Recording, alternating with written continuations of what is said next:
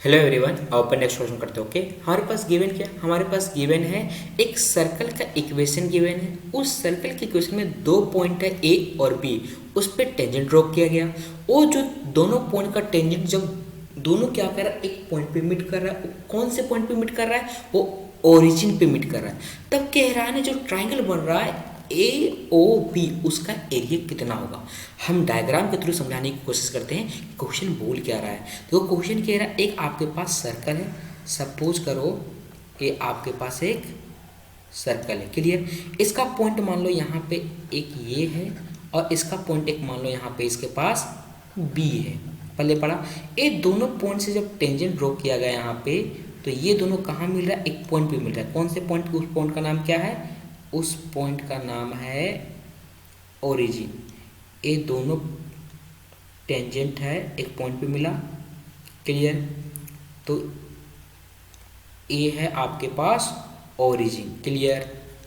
ए मान लेते हैं हमारे पास क्या है, ए है, और ये मान लेते हैं हमारे पास क्या है, ए बी है। क्लियर? और ये सर्कल का इक्वेशन क्या है? इस सर्कल की इक्वेशन गिवन है X square plus Y square minus 4x plus 3 is equal to 0। Clear? यदि सर्कल की इक्वेशन ये है तो हम लोग सेंटर लिखते हैं। सेंटर क्या हो जाएगा सर्कल का? सेंटर कैसे लिखते हैं? जो हमारे पास एक्स का कोफिशिएंट रहता है उसका हाफ करते हैं, उसके पहले माइनस लगाते हैं। तो एक्स कोफिशिएंट क्या है? -4, तो उसको हाफ करेंगे तो 2, उसके पहले माइनस लगाएंगे तो 2। और वाई कोफिशिएंट कुछ नहीं है तो इसका सेंटर क्या हो जाएगा? वाई वाला 0 हो जाएगा। तो इस सर्कल का मान लेते हैं सेंटर यहाँ कहीं पे है। सब कुछ करो, यहाँ पे सर्कल का सेंटर है, उसका कोऑर्डिनेट क्या हो जाएगा? 2,0। तो इसको हम लोग का क्या करते हैं, इससे हम लोग ज्वाइन कर दिए। क्लियर? और फिर क्या किया, हम इस ए बी को भी ज्वाइन कर दिए। ओके, चलो।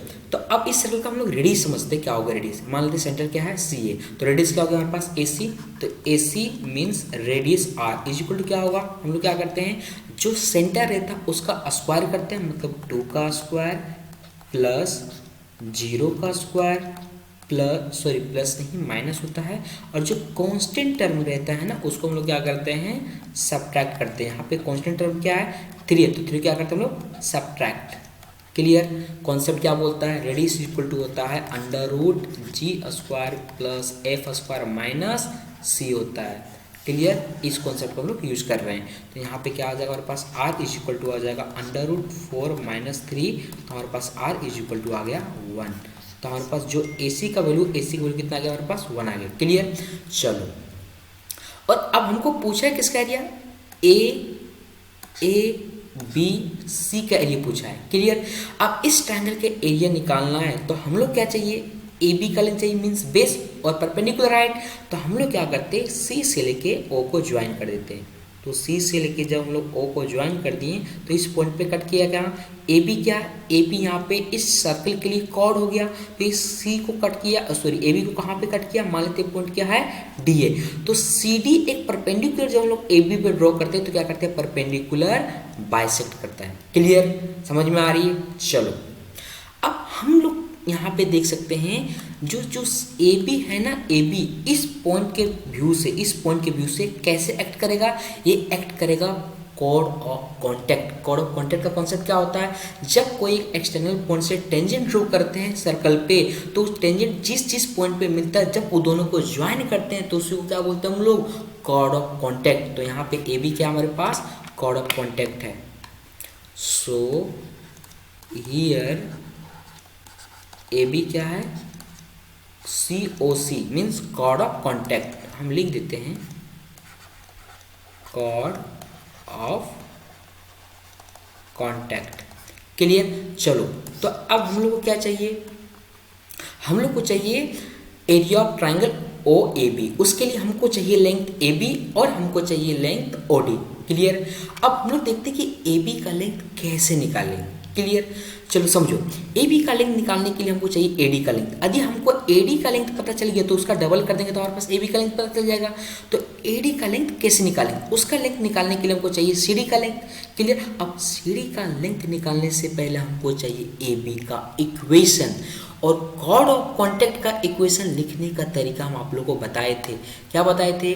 कॉन्सेप्ट यहाँ पे हम बता देते हैं। कॉन्सेप्ट समझो।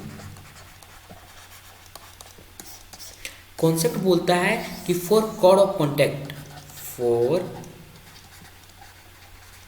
Cord of contact. ये क्या करता है, फॉलो करता है टेंजेंट को। मतलब जैसे कोई एक पॉइंट पे टेंजेंट का इक्वेशन लिखते हैं, डिट्टू वैसा ही कोड ऑफ कॉन्टैक्ट का भी इक्वेशन लिखते हैं। फॉर एग्जांपल यदि मान लेते हैं आपके पास सर्कल का इक्वेशन है X square plus Y square plus 2gx plus 2fy plus C is equal to 0, और हमको लिखना है कॉर्ड ऑफ कॉन्टैक्ट का क्वेश्चन। तो कैसे लिखते हैं, किस पॉइंट पे, मान लेते हैं eight point x1, y1। x1, y1 point पे जब हम लोग सर्कल पे टेंजेंट ड्रॉ कर रहे हैं दो पॉइंट पे, तो वो दोनों टेंजेंट पॉइंट को जब ज्वाइन करते हैं तो जो कॉर्ड ऑफ कॉन्टैक्ट बन रहा है उसका इक्वेशन क्या बनता है, वो बनता है इस टाइप से x1 plus y1 plus 2g into x plus x1 by 2 plus 2fy plus y1 by 2, okay, और हो जाता है plus c is equal to 0। तो ये है कॉन्सेप्ट, पल्ले पड़ा। तो हमारे केस में यहाँ पे जो पॉइंट है वो क्या है, यहाँ पे हमारे पास जो पॉइंट है वो है ओरिजिन। ये हमारे पास पॉइंट क्या है, ओरिजिन। तो कोऑर्डिनेट क्या हमारे पास 0,0, और हमारे पास सर्कल का इक्वेशन क्या है, हमारे पास सर्कल का इक्वेशन ये। तो इस पे हम लोग लिखेंगे किसका इक्वेशन, COC का, कॉर्ड ऑफ कॉन्टैक्ट का। तो क्या हो जाएगा हमारे पास, यहाँ पे पॉइंट है, point is equal to origin is equal to 0,0, और सर्कल का इक्वेशन क्या हमारे पास, सर्कल इक्वेशन हमारे पास है X square plus Y square minus 4x plus 3 is equal to 0। So equation of chord of contact क्या हो जाएगा, फर्स्ट हो जाएगा x1 plus y1 minus 4 into X plus x1 by 2 plus 3 equal to 0।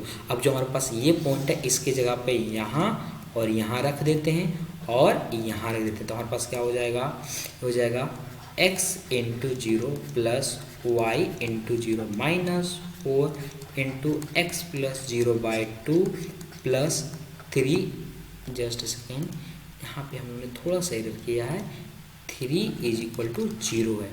तो इसको हम लोग क्या करेंगे, इक्वल टू 0। तो इसको सिंप्लीफाई करते हैं तो हमारे पास यहाँ पे बन जाएगा ये 0 0 हो जाएगा, और हो जाएगा इस 2 से करेंगे 4 को कैंसिल, तो 2 टाइम्स, तो minus 2x plus 3 is equal to 0। इसको थोड़ा सिंप्लीफाई करते हैं, ये दो टर्म को उठा के इधर ले जाते हैं, तो हमारे पास क्या बनेगा, ये बनेगा 2x minus 3 is equal to 0। So this is equation of किसका, COC, कॉर्ड ऑफ कॉन्टैक्ट का इक्वेशन हमारे पास आ गया। क्लियर। अब हम लोग क्या करते हैं, जब कॉर्ड ऑफ कॉन्टैक्ट का इक्वेशन मीन्स हमारा पास AB का इक्वेशन क्या आ गया, 2x minus 3 is equal to 0।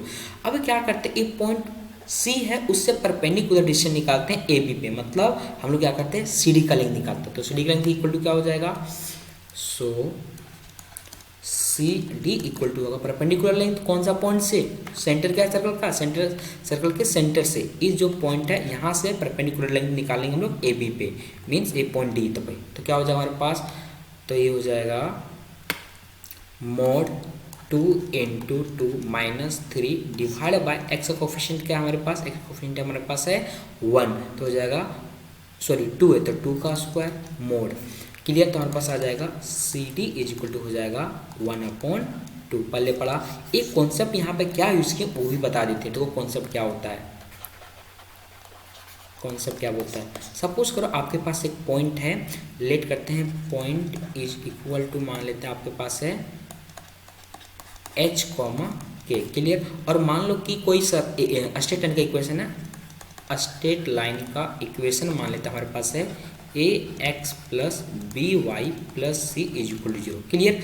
मान लेते हैं एक पॉइंट ऐसे है और एक स्ट्रेट लाइन का इक्वेशन ये हमारे पास पॉइंट हो गया H, K, और ये लाइन का इक्वेशन हो गया हमारे पास ये वाला। तो यदि हमको इस पॉइंट से इस लाइन पर परपेंडिकुलर डिस्टेंस निकालना या फिर शॉर्टेस्ट डिस्टेंस, आप एक चीज़ हमेशा दिमाग में रखना कि यदि कोई पॉइंट का किसी लाइन पे शॉर्टेस्ट डिस्टेंस निकालने की बात करेगा, इसका मतलब परपेंडिकुलर डिस्टेंस ही सबसे शॉर्टेस्ट डिस्टेंस होता है। क्लियर। तो इस पॉइंट पर इस पॉइंट से आते हम लोग इस लाइन पर परपेंडिकुलर डिस्टेंस निकालना चाहते हैं तो उसका कॉन्सेप्ट ये होता है कि इस पॉइंट को हम लोग ऐसे लिखते हैं। मान लेते हैं पॉइंट हमारे पास है ए और ये मान लेते हैं हमारे पास है डी, तो हमारे पास हो जाता है ए डी इक्वल टू हो जाएगा, मोड लगाएंगे, जो यहाँ पे x और x की जगह पे h पुट कर देंगे और k की जगह पे y पुट कर देंगे। मीन्स पॉइंट को वहाँ पे पुट करेंगे तो ये बन जाएगा हमारे पास ए एच प्लस बी के प्लस सी। और जो हमारा कोफिशिएंट रहता है ना x और y का, यहाँ पे आप देख सकते हो कि x का कोफिशिएंट क्या है a है और y कोफिशिएंट क्या है b है। उसके कोफिशिएंट का स्क्वायर करके रूट ले लेते हैं और उसको डिवाइड कर देते हैं। मतलब ये कहना चाह रहे हैं हम कि a square plus b square और यहाँ पे लगा देते हैं mod. So this is the concept to find the perpendicular distance of a point from line. पल्ले पड़ा तो इसी कॉन्सेप्ट का हम लोग इसी कॉन्सेप्ट यूज किए हम लोग यहाँ पे, तो हमारे पास सी डी का वैल्यू निकल गया। अब यहाँ पे थोड़ा सा गौर करो, हमारे पास सी डी का वैल्यू पता चल गया और हमारे पास ए सी का वैल्यू पता चल गया, तो हम लोग पाइथागोरस थ्योरम लगा के हम लोग ए डी का वैल्यू निकालने की कोशिश करते हैं, क्योंकि हमारे पास ट्राइंगल क्या है, राइट एंगल ट्राइंगल। तो लेते हैं so in right angle triangle, just a second, तो सो इन क्या हो गया, राइट एंगल ट्राइंगल कौन सा, ए सी डी में। क्लियर। अब यहाँ पे देखो हमारे पास हम लोग लगाएंगे क्या, पाइथागोरस। सो पाइथागोरस से क्या हो जाएगा, हमारे पास हो जाएगा A D is equal to हो जाएगा अंडर रूट ए सी का स्क्वायर माइनस सी डी का square. Clear. Let me check once more, it is correct या इट इज़ करेक्ट। तो हम लोग वैल्यू प्लग करते हैं तो हमारे पास क्या हो जाएगा, हमारे पास हो जाएगा ए डी इक्वल टू हो जाएगा अंडर रूट 1 का स्क्वायर माइनस 1/2 का स्क्वायर। तो हमारे पास इसको सिंप्लीफाई करेंगे तो हमारे पास हो जाएगा A D is equal to under root 3/2। पल्ले पड़ा, हम लोग लिखते हैं अब A B equal to, so A B equal to क्या होगा, A B equal to 2 into A D. क्यों, क्योंकि ए डी क्या है, हाफ है ए बी का, क्योंकि परपेंडिकुलर बाइसेक्ट करता है, तो ये हमारा परपेंडिकुलर बाइसेक्ट करते हैं तो ये दोनों इक्वल है, तो ए बी इक्वल टू इतना हो जाएगा। तो हम लोग वैल्यू प्लग करते हैं तो हमारे पास ए बी इक्वल टू कितना बन रहा है, तो ए बन जाएगा A B is equal to 2 into under root 3/2, तो हो जाएगा A B is equal to under root 3। अब हमारे पास ए बी का वैल्यू पता चल गया। अब हम लोग को निकालना है किसका वैल्यू, अब हम लोग को निकालना है ये ओ डी का वैल्यू, ओ से लेके डी तक का डिस्टेंस कितना होगा। हम लोग सेम कॉन्सेप्ट लगाएंगे, वही वाला परपेंडिकुलर वाला जो कॉन्सेप्ट ऑलरेडी हम यहाँ पे आपको बता दिए हैं। इस कॉन्सेप्ट को हम लोग अगेन यूज करेंगे किसके लिए, ओडी के लिए। तो हमारे पास ओडी इज इक्वल टू हो जाएगा, so O D is equal to हो जाएगा हमारे पास mod 2 into 0 minus 3 divide by under root 2 का स्क्वायर। मोड लगा देंगे तो हमारे पास हो जाएगा यहाँ पे O D is equal to, just a second, 3/2। ये हमारे पास क्या हो गया, हमारे पास ओ डी का वैल्यू निकल गया। क्लियर। अब हमारे पास ए बी पता है और ओ डी पता है, तो हमारे पास कौन सा ट्राइंगल लेते हैं, हम लोग लेते हैं ट्राइंगल ए ओ बी में, ओ ए बी में। ये क्या है, एक राइट एंगल ट्राइंगल, आप देख सकते हो, क्योंकि ओ डी क्या परपेंडिकुलर लेंथ है। So for triangle O A B, clear, क्या हो जाएगा, एरिया ऑफ ट्राइंगल क्या होता है, एरिया इज इक्वल टू हो जाता है हाफ इनटू बेस क्या हमारे पास ए बी इनटू हाइपोटेनस क्या हमारे पास ओ डी। वैल्यू प्लग करते हैं, half into A B value under root 3 into O D value 3/2, तो हमारे पास हो जाएगा 3√3 divide by 4। So this is the area of triangle A O B.